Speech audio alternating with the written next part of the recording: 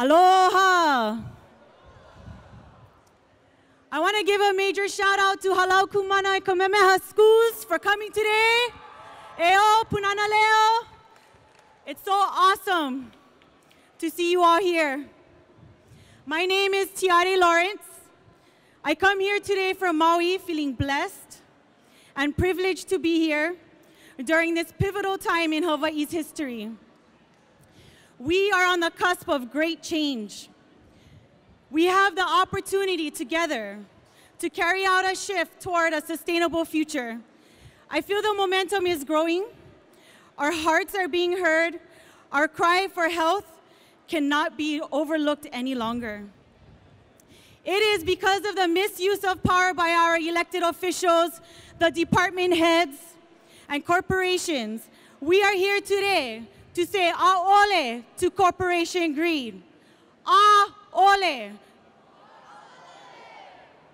In 1778, it is estimated that 1 million Kanaka Maoli were living in Hawaii, and their footprint was less than 15%.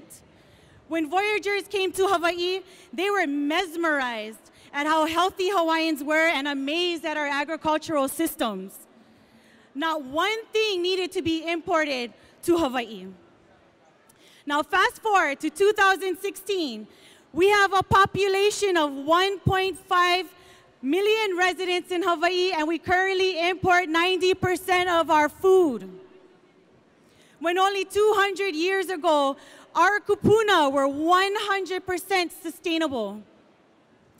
As most of you know, Alexander and Baldwin and HCNS announced that they will be phasing out of sugar production and will instead put their efforts into biodiversification model. The details of that model have yet to be announced, but I am confident that they will see the hope starting to sprout up around our land, a belief that we are unified, deeply rooted and far-reaching. Our movement is the sole opportunity for Alexander and Baldwin to change course and sow seeds of a healthy future, a better tomorrow. Many recognize the complexity of sugar's legacy in Hawaii. On one hand, it brought diverse people, visually appealing grain cane fields, hundreds of jobs, and other benefits. On the other hand, the sugar plantation was a main player in the overthrow of a sovereign nation. The diversion of nearly all available water for its own use, suppressing efforts by workers to unionize, a monopoly on public resources for more than a century, and the list goes on. As the dust settles and people emerge from grieving or vilifying the sugar plantation, we can start to focus in on this massive opportunity, one where we refuse to entertain doomsday predictions of condos and Monsanto projects. Instead, we will work with all our might to demonstrate our commitment to true restoration. We believe that HCNS will hear and see a unified people. I see ILWU right here from HCNS.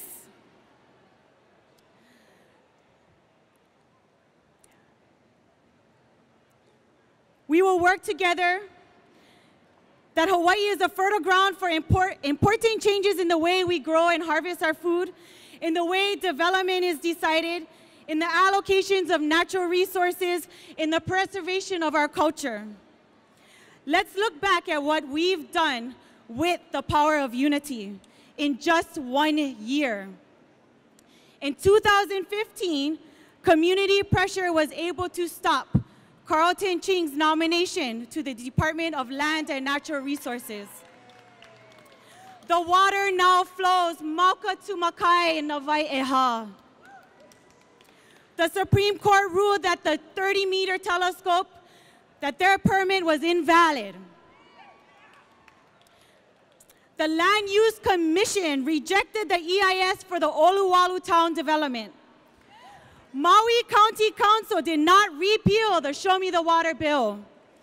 We saw the greatest unification and mobilization of the Hawaiian people since 1897. when over 13,000 people marched in the Lahaina Unity March in Waikiki and Lahaina.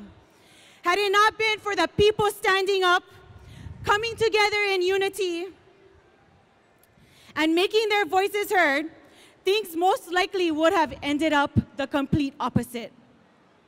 We prove that with unity, we can achieve greatness and justice in a time where money controls everything.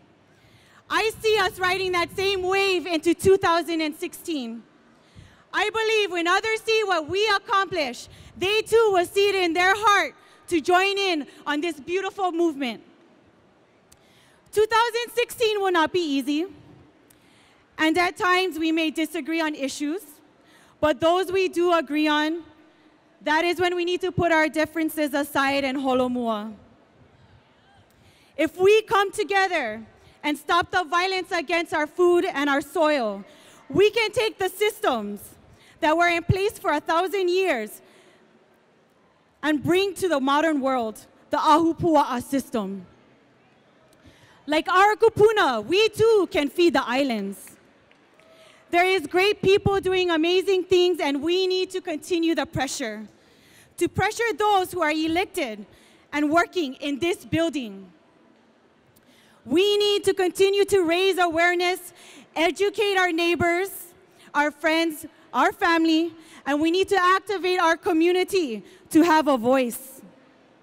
We need to focus on rebuilding our crumbling infrastructure and to confront change, and to confront climate change by making Hawaii a leader in renewable energy.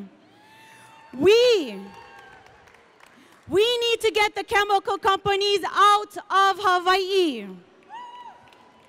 We need to get those who are homeless with families off the streets. We need to stop the overdevelopment and exploitation of our natural resources, and instead focus on affordable housing that supports those of us who are here, not out-of-state buyers. We need to restore stream flow Mauka to Makai and restore the hundreds of lo'i that is waiting for new life across the islands. But most of all, we need to unite, we need to mobilize, and we need to huli this system. Because like Uncle Walter said, they need one hearing aid. To those of you elected, I urge you to take a greater responsibility this legislative session. Right the wrong, learn from them, grow from them, so at the end of the day, when you go home to your families, you know you have done everything within your power to bring beauty, respect, and honor back to our Hawaii, which is long overdue. Not just for my keiki to enjoy, but yours as well. And I will leave you with this. When all the trees are cut down, when all the animals are dead, when all the waters are poisoned, when all the air is unsafe to breathe, only then will you discover you cannot eat money. Mahalo.